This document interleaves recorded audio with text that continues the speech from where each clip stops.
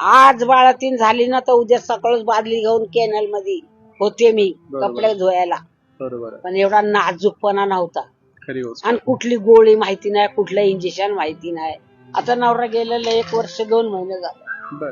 बिचारा त्यांनी बी लई कष्ट केलं, लई. रात्रीच्या 3 नाही बघितले, 4 नाही बघितलं. मग सायकल घेतली, हारा घेतला की पाट चौफुला तिकडं मालाला जायचं. तिथून ती माल आणणार, मग मी पुन्हा स्टेशनला विकणार. 1 रुपया रोजाने कामं केली. 1 रुपया रोजाने. 1 रुपया रोजाने. तर आठवड्याचे 10.5 रुपये आले तर आम्हाला वाटायचे लय पैसे आले. बरोबर आहे.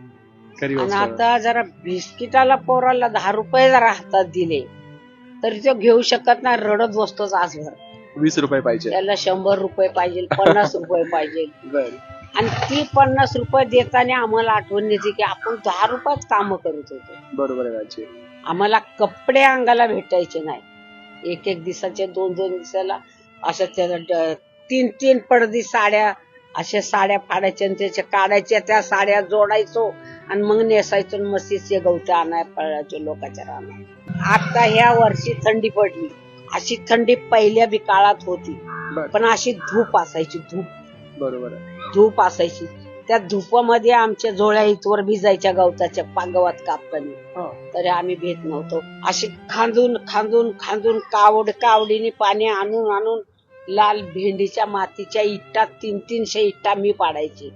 इटाळा घेऊन, इटाळा असायचा असा. आणि मग रात्रीचे घर रचायची, रात्रीची घर सारवायची. ही बत्ती हातात गुंतवून रात्रीच्या लिखा पोरींच्या डोक्यातल्या काढायची. दिवसा टाइम नाही मिळायचा ढुंगण टेकायला. इससे बड़ी मेरी कोई खुशी मुझे देखो जो हंस कर तुम